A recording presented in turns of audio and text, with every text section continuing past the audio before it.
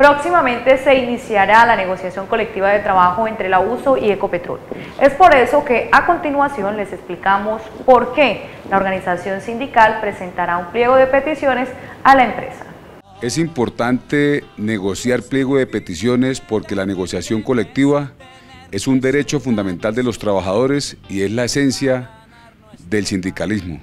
En nuestro caso particular, en la negociación que vamos a desarrollar con Ecopetrol, es importante tener en cuenta que en la convención colectiva que tenemos suscrita con Ecopetrol hay una serie de aspectos relacionados con partidas e incrementos salariales que no tienen cláusula de automaticidad.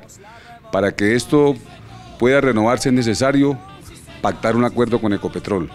El segundo aspecto importante a tener en cuenta es que es necesario en nuestro pliego de peticiones plantear aspectos políticos como la defensa de Ecopetrol, evitar que la empresa la sigan vendiendo y conformando empresas filiales. El tercer aspecto fundamental es la importancia de defender los derechos de los trabajadores directos y los trabajadores de firmas contratistas, que son más del 80% de los trabajadores en Ecopetrol. Y finalmente es muy importante en la convención colectiva destacar y resaltar la representación sindical que tiene derecho a ejercer nuestra organización sindical. La Central Unitaria de Trabajadores comparte íntegramente la apreciación que la OIT tiene sobre las libertades sindicales. Es el conjunto integral de los derechos de asociación, de negociación y de huelga. Este es un trípode que no puede desligarse uno del otro. Nosotros estimulamos el derecho a organizarse en sindicatos, pero para negociar frente a los patronos y frente al gobierno, y obviamente sobre la base de utilizar el derecho a la huelga. La huelga es el mecanismo, es la herramienta por el cual nosotros presionamos la negociación colectiva cuando el gobierno o los empresarios se niegan en la mesa de negociación mediante el diálogo social a construir un acuerdo integral que le sirva a los trabajadores especialmente. El candidato presidencial por la Alianza Verde, Sergio Fajardo, estuvo de paso en nuestro programa y nos contó cuál sería su compromiso con la clase obrera y Ecopetrol. La Unión Sindical Obrera se reunió con el candidato presidencial por la Coalición Colombia, Sergio Fajardo, con el fin de conocer más a fondo sus propuestas en defensa de Ecopetrol y sobre las garantías para que la empresa continúe siendo estatal. En primer lugar, para los trabajadores en Colombia, y nosotros hemos dicho respetar las convenciones de la Organización Internacional del Trabajo que Colombia suscribe. Nosotros tenemos que apostarle en Colombia al trabajo digno. Una parte fundamental es pasar de la informalidad a la formalidad con todo el rigor y respetar los derechos de los trabajadores, respetar las convenciones que tienen con los trabajadores, eso en general. Y con respecto a Ecopetrol, quiero decir, para hablar del desarrollo productivo de nuestro país, nosotros presentamos nuestra propuesta económica. El primer punto de nuestra propuesta económica es mejorar la productividad del país, y eso significa lo que nosotros estamos haciendo, sofisticarlo y mejorarlo cada vez más, teniendo en cuenta las consideraciones ambientales, y eso me lleva a la planta de Barrancabermeja. Sergio Fajardo también se refirió a la clase obrera colombiana y el respeto por sus derechos laborales. Nosotros tenemos que mejorar esta planta desde la perspectiva del desarrollo productivo, para que produzca mejor, para que produzca de una mejor forma en términos ambientales, alrededor de una gran riqueza de Colombia, que son los hidrocarburos, en particular el petróleo.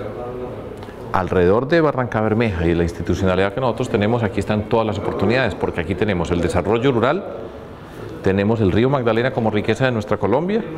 Hemos visto lo que pasa aquí cuando llega la corrupción. Todo lo que está pasando en Barrancabermeja está asociado con la corrupción en una forma u otra, que paralizó el río Magdalena, las vías. Pero apostarle a la lucha contra la corrupción, al desarrollo rural, teniendo las consideraciones ambientales, cómo trabajamos con los pequeños campesinos, cómo los asociamos, cómo llevamos los recursos del Estado, la ciencia, cómo incorporamos eso a la actividad productiva de nuestro país, articulándonos alrededor de Barrancabermeja como capital del Magdalena Medio. El proyecto de modernización de la refinería de Barrancabermeja también estuvo dentro de la agenda tratada en esta reunión. El candidato respondió de qué forma él lo haría viable y no sería solo un tema de campaña. Nosotros tenemos un compromiso y vamos a avanzar en el mejoramiento de la planta. Ya lo expliqué por qué, por el desarrollo productivo. Nosotros tenemos que hacer las cosas mejor hechas y cada vez con más rigor ambiental en todos y cada uno de los pasos que nosotros estamos dando. Eso es lo que nosotros le vamos a apostar. Pero yo quiero señalar algo que es bien importante y estamos en época de elecciones. Y aquí estoy con el senador Jorge Robledo, que hace parte de nuestra coalición, que siempre ha sido un defensor de los derechos de los trabajadores, en particular de Ecopetrol. Pero nosotros siempre tenemos una condición, yo tengo siempre una condición.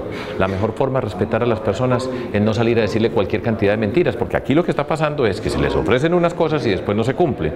Y por eso después queda la gente amargada, con molestias, endeudada, sin tener posibilidades de reaccionar porque creyeron en alguien que dio su palabra pero que no la cumplió. Por eso con nosotros no se va a repetir esa frase que se escucha tanto en Colombia: todos son iguales, prometen y no cumplen, todos son ladrones. Esa frase no es cierta, pero muchos sí son. Y nosotros respetamos a la comunidad y a las personas, empezando por decir, desde la perspectiva del desarrollo productivo, es una obligación de nosotros hacer ese plan de mejoramiento en la planta de Barranca Bermeja. ¿Cómo combatiría Fajardo la corrupción de llegar a ser presidente? Desde ahora, la mejor forma para combatir la corrupción, ¿saben cuál es? No pagar un peso por un voto, porque ¿qué está pasando ahora? En toda Colombia, ¿cuánto están pagando por los votos? ¿Cuánto, entre comillas, valen las campañas? Y todos esos que meten esa plata, que compran votos, que compran líderes, pues cuando llegan a robar. Esos son los corruptos. Primer paso para luchar contra la corrupción, que no lleguen. Porque ya después de que llega un corrupto acá, ya vimos la película con el ñoño y el musa, que Colombia está llena de ñoños y musas con diferentes acentos y con diferentes atuendos, ¿sí? Y después llegan y ¿qué pasa? Les dan puestos y les dan contratos y les entregan las instituciones del Estado y se van y se roban las instituciones del Estado. ¿Y a quién le están robando? Siempre a los más pobres, lo mismo que ha pasado siempre. La violencia termina en muerte, la corrupción termina en miseria, la polarización a la que nos quieren llevar a Colombia a nosotros ya ha demostrado la historia que se vuelve otra vez violencia. Nosotros no queremos la polarización, queremos la transformación y por eso nosotros somos la fuerza de la esperanza en Colombia. Precisamente para hacer un análisis sobre esta coyuntura política que hoy atraviesa el país y lo que sucedió en las pasadas elecciones de consultas interpartidistas, hemos invitado a Freddy Pulecio para que nos hable al respecto. Freddy, muy buenas tardes y bienvenido al programa. Muy buenas tardes, Lina, muy buenas tardes, compañeros y compañeras. Estamos de plácemes. En esta consulta interpartidista del fin de semana se demostró un sentir popular. Petro, solo, sin maquinaria, logró superar en votos solo frente a Iván Duque, logró superarlo en cerca de 400.000 votos. Petro sacó 2.800.000, Iván Duque solo sacó 2.400.000. ¿Esto qué nos está diciendo? Nos está diciendo que hay un sentir popular, que por fin en muchos años vamos a tener una alternativa posible, que esta vez no nos tocará votar por el mal menor, sino que vamos a construir ese candidato, esa presidencia que requiere el pueblo colombiano. Y esa construcción pasa necesariamente por entendernos entre iguales, entendernos entre similares, entendernos entre la campaña de Fajardo Robledo y la campaña de Petro y Caicedo. Estamos en eso porque hay muchos miedos que son infundados. No sé cómo vea la gente las cosas en Barranca, pero a nivel de Barranca y a nivel nacional están pasando muchas cosas. Por ejemplo, uno va aquí, centros comerciales importantes que los están cerrando paulatinamente, cierran un local que uno ve que es importante, cierran un gimnasio que uno ve que es importante. Es decir, esta ciudad la están apagando poco a poco y si no hacemos el proyecto de modernización, ni se diga. Yo no sé qué le tenemos que envidiar en esto del comparativo con Venezuela. Aquí vivimos un caos enorme. Entonces, por favor, no nos dejemos confundir. Hay un tema de la expropiación que están hablando uno que si llega Petro a la presidencia va a expropiar las tierras. A mí me toca caminar medio país en las zonas petroleras y está sucediendo la expropiación hoy. Cuando llegué a Rubiales, a un campesino le dijeron: señor, tiene que irse porque ese baldío me pertenece, le decía Pacífico Rubiales. Y nos tocó hacer un trabajo con Iván Cepeda, con Alexander López Amaya, con Robledo, para evitar ese desalojo. Son millones de personas que están expropiando hoy en Colombia porque sus tierras están en proyectos mineroenergéticos. Oye, y en este país, yo quería comprarme una tierrita en estos días y decía, pucha, ¿a dónde voy? Voy al Valle, voy a Los Llanos, ¿A dónde voy que no haya minería, que no haya riqueza? Este es un país hermosamente rico. Entonces, si hay minería, llegan los bandidos ya legalmente, porque ya no son paramilitares, sino legalmente, SMAT, ejército, todo, y juez que te dicen, la tierra no le pertenece, tiene que irse. La expropiación la estamos viviendo hoy, no será mañana. No solamente la expropiación, también podríamos decir que estamos viviendo lo que tiene que ver con la esclavitud. Llevamos 16 años prácticamente en un régimen, 8 años de Álvaro Uribe Vélez, 8 años de Juan Manuel Santos, y aún la gente pues tiene como ese mito de que va a llegar un régimen, de que se van a tomar el poder, de que se van a quedar ahí, si llegase pues un presidente de izquierda. Hoy acabamos de vivir una situación, estamos allí con una delegación del Ministerio del Trabajo aquí en el SENA, con una delegación del Ministerio del Trabajo desde Bogotá, mirando los casos de los compañeros temporales que están en la puerta principal de la refinería y con 2 compañeros de contratistas que están en la puerta 25 de agosto. ¿De dónde viene ese mal? Nos lo dejó Álvaro Uribe Vélez y lo desarrolló Juan Manuel Santos, que es negarle derechos a los trabajadores. Esto de la temporalidad fue asqueroso, fue caprichoso. Compañeros que habían consolidado su derecho durante 20, 30 años de trabajo, en un momento dado dijeron, vamos a acabar con la temporalidad.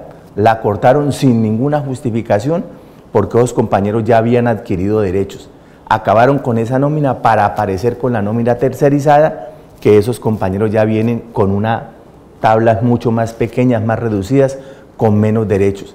Tenemos un fondo de pensiones nosotros en Ecopetrol que puede acoger a esos compañeros que estuvieron a puertas de ganar la pensión, no se les da la posibilidad, los tienen ahí botados en carretera y eso no se justifica. Eso es esa esclavitud de la que tú hablas. Y en temas petroleros lo vimos en Rubiales 2011, lo vimos en Reficar 2013, lo estamos viendo todavía. Nosotros llegamos a algunas partes del país donde los trabajadores petroleros ganan salarios mínimos en condiciones de esclavitud. Eso no se justifica. Y lo berriondo es que yo veo que se manda es coraje. Uribe diciendo, trabajadores, los voy a defender,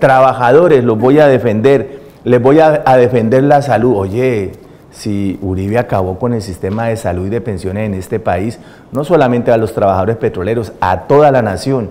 Bueno, en cuanto al tema de educación, de vivienda, entonces queda también como ese mensaje, no, es que todo lo quieren regalado. ¿Será así? Yo creo que no es eso. Nosotros tenemos unos recursos y justamente Petro está hablando de una transición energética.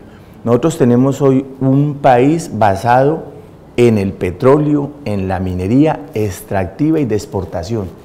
Eso con unas transnacionales que tienen todas las gabelas, no les cobramos por A, por B, por C, por Y, hasta Z. Tienen 30 excepciones tributarias. Nosotros nos ganamos un pesito y nos sacan hasta la lengua. Entonces, ese sistema de país no sirve, no funciona. Aquí de lo que se trata es de gravar a los que tienen la plata, quitar esas exenciones y volverlos a gravar, quitarles sí la tributación a la gente que por un pesito le están sacando hasta la lengua, y sobre la base de esa fuente energética y productiva que tenemos hoy, proyectar país hacia energías limpias, alternativas y hacia una economía en donde, oye, uno es dueño de los recursos. ¿Cómo así que aquí en el Magdalena Medio, por ejemplo, que estamos bañados en petróleo, que tenemos la principal refinería interconectada a la red de oleoductos de petróleo, de crudo, pero también de combustibles, y llevemos 100 años, vamos a cumplir ahorita y mire las condiciones en que estamos? Yo me tomé el fin de año un ratico y me fui a Mogotes.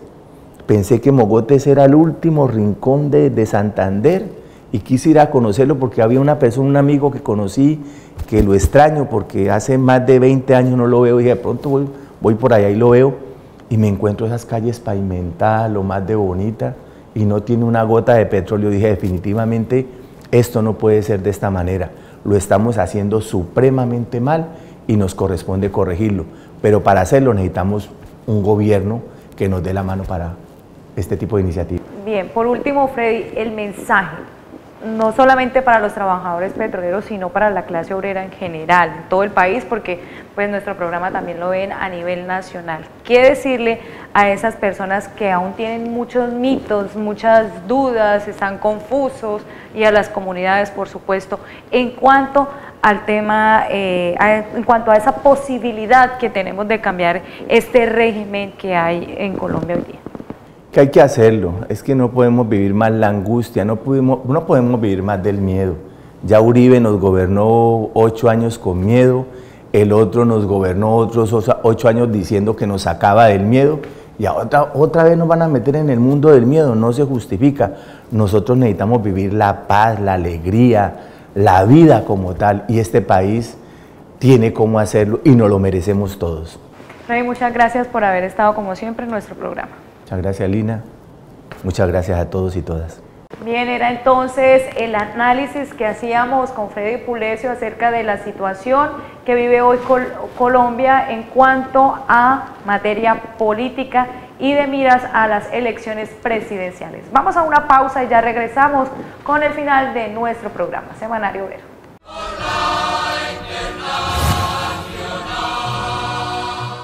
Hágase bachiller en corto tiempo en el Colegio de la Unión Sindical Obrera Uso. Modalidad semestralizada, horario flexible, servicio de transporte y matrícula gratis. Sede subdirectiva Uso Barranca Bermeja. Matrículas abiertas.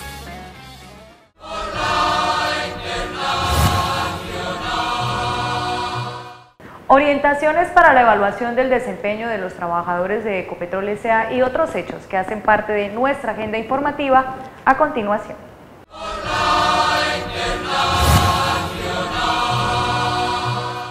El sindicato recuerda a los trabajadores de Ecopetrol que están siendo evaluados en su desempeño por estos días que deben atender la orientación dada en el enlace que está publicado en la página web del sindicato www.usofrenteobrero.org. Asimismo, la organización sindical recuerda que no solo proceden las reclamaciones por evaluaciones parciales o insuficientes, sino de trabajadores que hayan sido calificados en satisfactorio y que consideren que deben ser calificados en destacado o excepcional. Las reclamaciones sobre evaluación de desempeño, cópialas a su respectiva subdirectiva y a la Dirección Nacional para Acompañamiento y Seguimiento. La USO espera que estas dos guías sean de mucha utilidad. El sindicato se preocupa por seguir avanzando en una evaluación de desempeño absolutamente objetiva y que respete los derechos fundamentales de los trabajadores.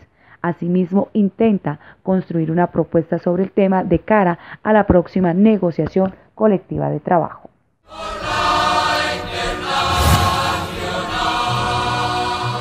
La comunidad de Purificación Tolima se lanza a la protesta legal en razón a que Ecopetrol, OCOL y la multinacional OMIA les vulnera sus derechos. Denuncian también que no hay inversión social, que ninguna compañía responde por la responsabilidad social empresarial, que además no respetan la mano de obra local y persiguen el derecho de asociación sindical. Así lo denuncia la subdirectiva Uso Tolima.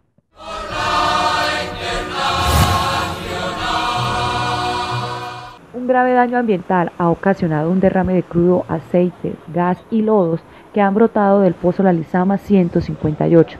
Los fluidos alcanzaron las aguas del caño Lizama, ubicado en el corregimiento La Fortuna de Barranca Bermeja, y a su paso van dejando un panorama devastador. A diario la comunidad encuentra centenares de peces flotando entre las espesas aguas negras. Nos fuimos a corroborar la contaminación que se evidenció por una fuga cerca del pozo 158 en La Lizama, que contaminó la quebrada del mismo nombre y afectó cuerpos de agua alrededor del pozo. Lo que se evidencia o se pudo ver hoy es una emanación presuntamente natural cerca de un pozo, y estamos en investigación para ver qué nos dice la empresa petrolera Ecopetrol con relación a esa fuga. Esta fuga, que se produjo hace ya varios días, ha alcanzado una extensión de al menos 8 kilómetros, dejando una huella incalculable en la fauna, flora y la comunidad aledaña que se sustenta de la pesca o saca provecho de estas aguas. Hablando con la gente de la zona, pues nos evidencian que fue aproximadamente unos 15 kilómetros de río que se vio afectada, inclusive comentarios del mismos campesinos nos informaron que llegó hasta el río Sogamoso.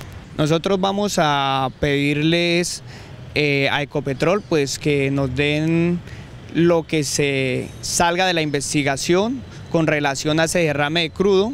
Eso es lo que se va a decir para poder informarle a la comunidad lo que está pasando. La USO llegó hasta el pozo Lizama 158. Sí, la afectación fue de alto impacto, vimos mortandad de peces, contaminación en animales como babillas, lo cual nos causó mucho asombro que esa quebrada pues tuviera tanta fauna. Pues eso es materia de investigación, esperamos que Ecopetrol nos aclare el tema para ver si fue o una mala operación en alguno de sus pozos o pudo haber sido la misma naturaleza la que desarrolló este desastre. El sindicato exige a la empresa que asuma la responsabilidad de la tragedia ambiental, disponga todos los recursos para la mitigación, recuperación y compensación ambiental. También se hizo acercamiento a las comunidades, se llevó donación de agua a los puntos más afectados, encontramos 12 escuelas afectadas a las cuales se les llevó, gracias a la Unión Sindical Obrera,